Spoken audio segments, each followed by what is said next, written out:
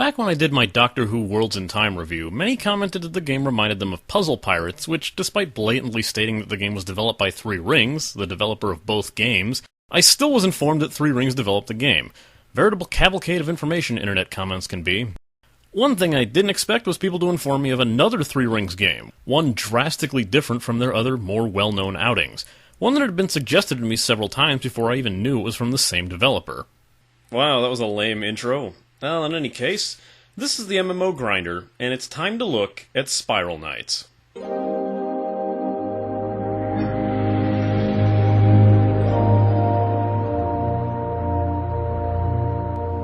Developed by, well, Three Rings. It was like, what, the whole intro I just did? And published by Sega, Spiral Knights is an action-based 3D top-down cooperative dungeon crawler. In this game, you descend further into randomly generated dungeons, fighting enemies, avoiding traps, and solving simple environmental puzzles. The story of Spiral Knights isn't that prevalent. You're part of a race that crash-landed on an alien planet called Cradle, where the survivors must venture deep into the planet's dungeons called the Clockworks in an attempt to reach the planet's core. There's no real emphasis on the game's story, it seems, so you might find yourself just glancing over it. In any case, let's begin.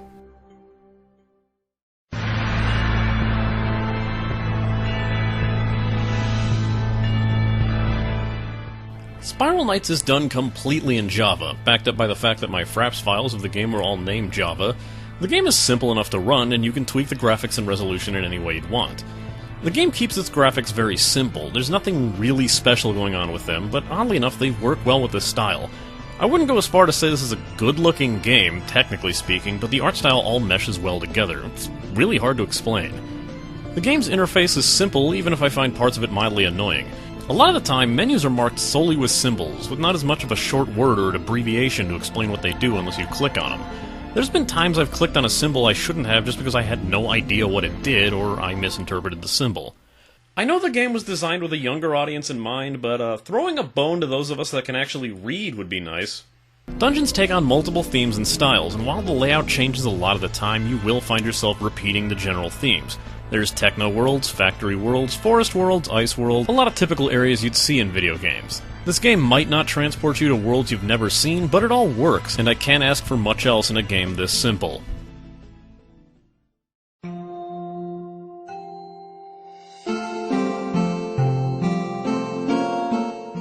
Music in this game consists of an interesting hybrid of chiptune and orchestrations. The soundtrack is quite amazing, too. Great at not only setting the mood, but also driving the action. The battle track that plays when you enter a fight area is one of my personal favorites. This is one game you might keep the music on for. Mostly, I'm just surprised that there's a game by Three Rings with actual good music in it. Let's just say that there's a reason I didn't bother using the actual music from Doctor Who Worlds in Time. You want to know what you missed? Here goes.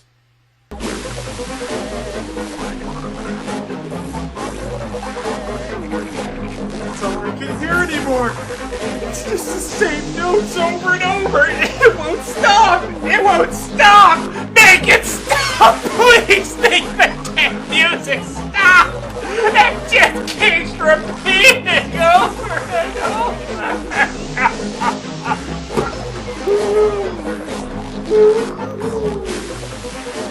Yeah, you Doctor Who Worlds in Time.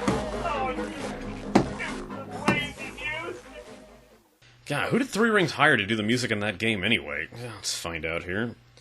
Here we go. In addition to doing Doctor Who Worlds in Time soundtrack, he also did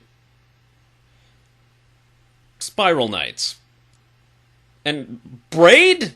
What, was he having an off day? Although I didn't really mention it much beforehand, this game does seem to be focused towards a younger audience, and that's well reflected in the sound. It's all a very cartoony sound set, but more of an action cartoon, not like Looney Tunes or anything, if that makes any sense. There's no realism to the sounds, but it fits with the theme just fine. Of course, you might not even notice them by default, as the music is really prominent, drowning out everything else. At least that's not a bad thing.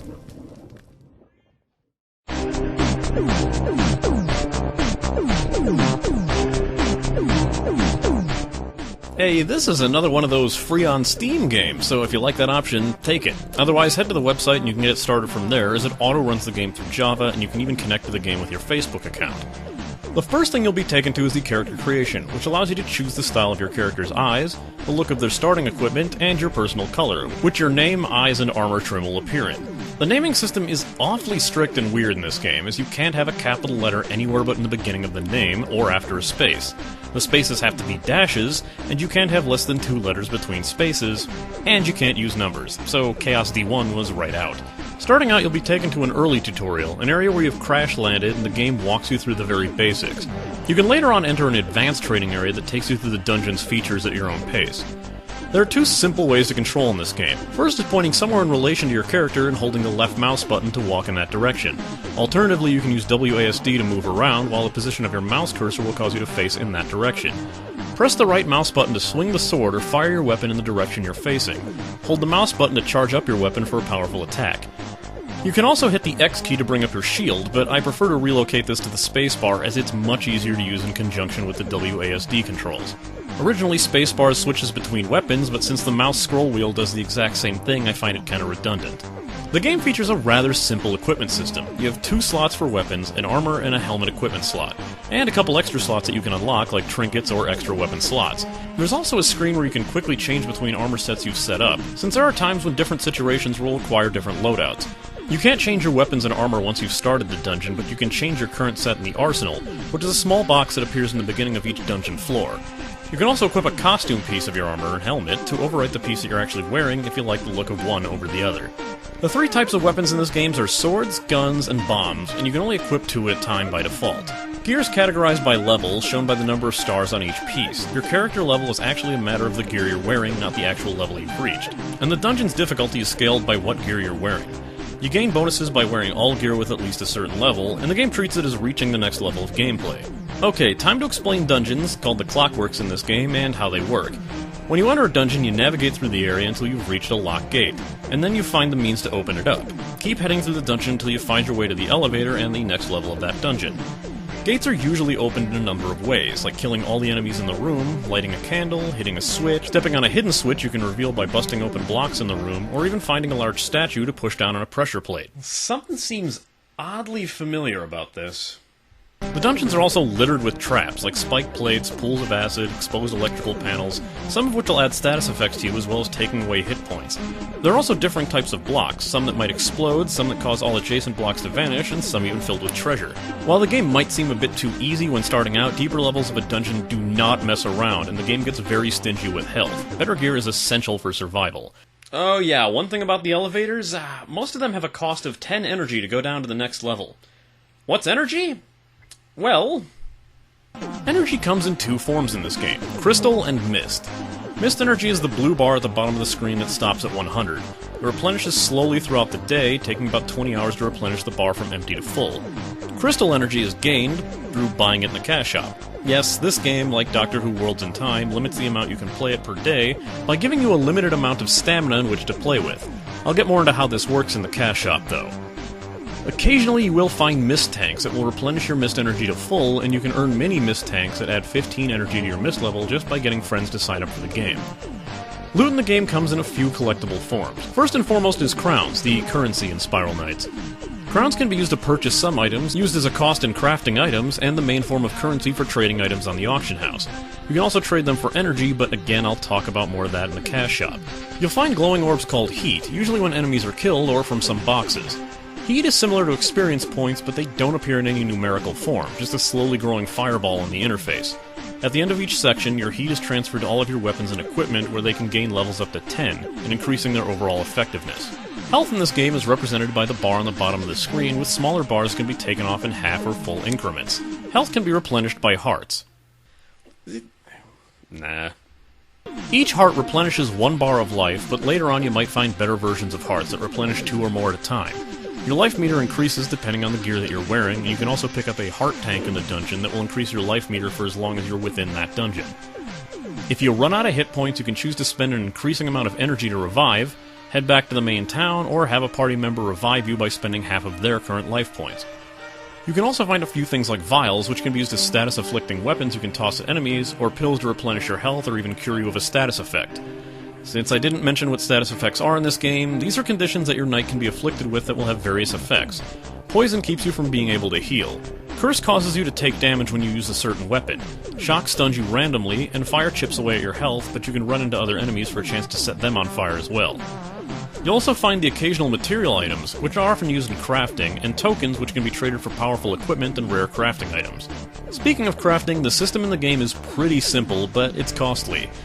Crafting requires a recipe which can be purchased from various NPCs. Then you'll need all the materials required by the recipe, and a set amount of crowns and energy to craft the item. You'll find out pretty fast that you need a lot of energy to craft items, and with more powerful items, the energy cost goes far over the amount of mist you can carry, meaning that you will need some crystal energy if you plan on crafting. One final thing you can find in the dungeons are these massive crystals of various colors. Attacking them with your weapon will shatter them into smaller pieces that you can carry. The larger the piece you have, the more you'll get when you reach the dungeon elevator. After the dungeon, you can deposit the crystals you've earned into several gates in the arcade, which will directly influence the type of dungeons you get once that particular dungeon is unlocked. Okay, odd for me to hold off on this for as long as I have, but apparently this is a new addition. There are quests in this game, but they aren't really quests. If you click on the button on the top called Missions, you'll see a short list of, well, missions that you can do. Many of them are nothing more than a talk to this NPC quest that have at least the decency to instantly teleport you to the NPC you need. Other missions have you run through quick dungeons, collecting a few crafting pieces to turn in, or even crafting a certain item or two. These almost always have rewards, like getting new equipment pieces. The experience you gain here only unlocks more missions. Well, if you haven't picked up on it by the few of the things I've mentioned or my completely unsubtle jokes, this game gives off a real Zelda vibe. If you've enjoyed games like Four Swords, you'll probably get a kick out of playing this one.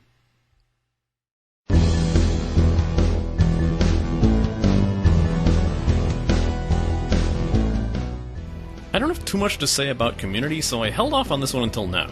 The main hub of the game is called Haven, where you'll see all the other people in the game that you can have join you on your Clockworks adventures. Haven is covered in these helicopter chickens called snipes. The experimental cross between a ceiling fan and a marshmallow peep, snipes act as the game's mascot and have little other purpose besides flying around and being adorable. Yes, that is the only reason I'm mentioning them. When joining parties for the Clockworks, you have a couple options. You can auto-join a group that's already on a dungeon, provided that they still have room. Alternatively, you can start a party with or without others to invite them and have them potentially auto-join you, or lock out people unless they're friends or you invite them. Quick word of warning, microphones are always on by default. So if you're the type of person who, say, has a microphone on their desk because they do some sort of video internet review show, and you're having a Skype conversation with friends, you might get interrupted by someone who just joined in the game and is wondering why you're talking to yourself. If you want to shut it off, head to the Steam tab of all things to deactivate it. Speaking of Steam, if you want to add friends from Steam, don't sweat it. If you have any Steam friends that play Spiral Knights, they will automatically be added to your friends list, and vice versa. Pretty convenient provided you are using Steam to play this. You can only have 4 people in a party. Again, the Four Swords comparison comes to mind. A really nice thing about this game is competition isn't at the forefront. Nearly everything in this game is shared. All crowns are shared among everyone in the party despite who picked them up. The same goes for the crystal shards, heat, tokens, and even hearts. As a warning with hearts, if a heart drops on your screen and you collect it, you'll see it vanish, but the heart technically still exists on your party members' screens until they retrieve it, so don't worry about having to share the health. The only thing not shared are crafting materials. Of course, if competition is your thing, the game does have a PvP system. It costs a small amount of crowns to enter, and you'll have to wait in a queue until it's your turn to play. There are 2 PvP games. The first, Lockdown, being a point capture game where teams will be forced to fight against each other to defend or attack each point. The second is called Blast Network, and it's Bomberman. No, it's not a Bomberman analog that adds its own spin on Bomberman. It's freaking Bomberman! Same game. If you play Bomberman, you'll know how to play this. If you haven't, well, you place a bomb on the ground to blow up rocks in a grid pattern, collecting power-ups to increase your speed, bomb reach, and the amount you can drop at one time, while trying to blow up all the other players around you. Here's something that really baffles me. After all that talk about Ion having so many RP opportunities and outlets, and a game like this being so simplistic, I swear I've seen players role-playing and acting in character while in Haven. It just baffles me. Well, I didn't say it was good RP.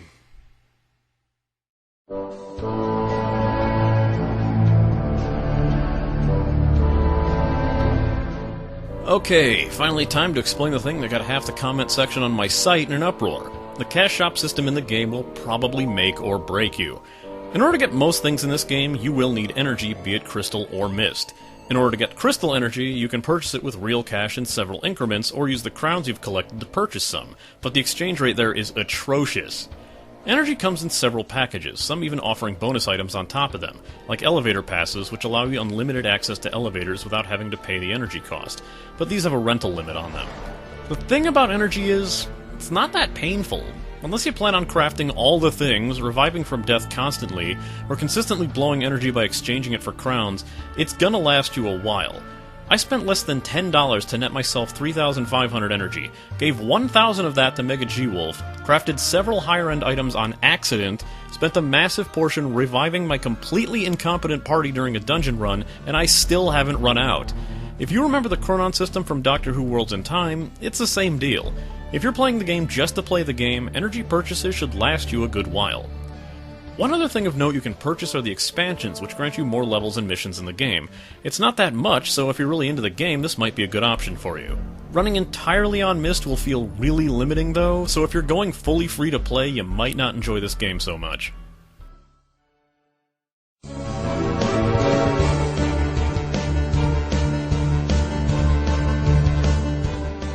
Spiral Knights is pretty much exactly what I expected from the game once someone told me what it was all about.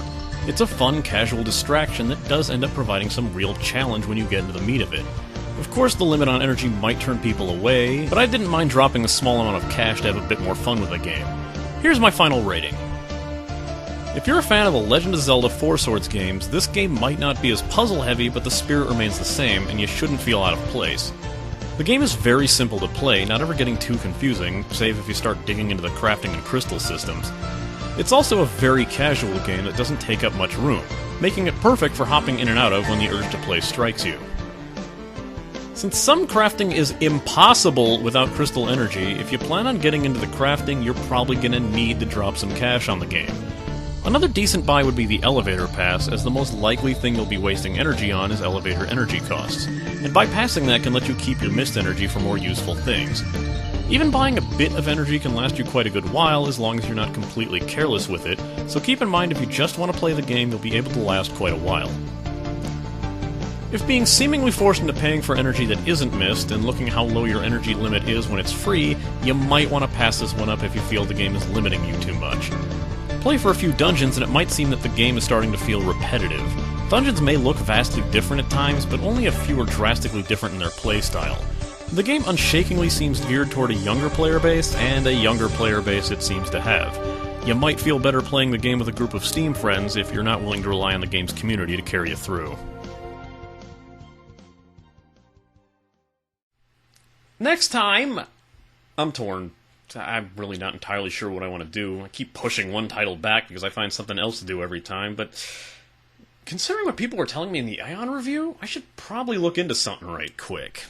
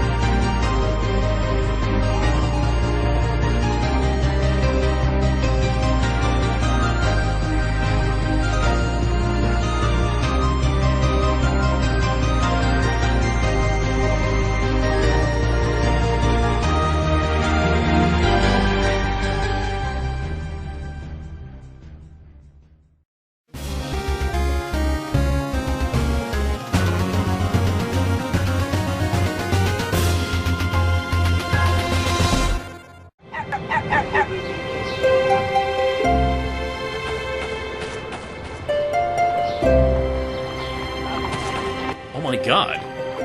It's actually working! Kinda! This calls for some sort of celebration, but how? Oh, I know!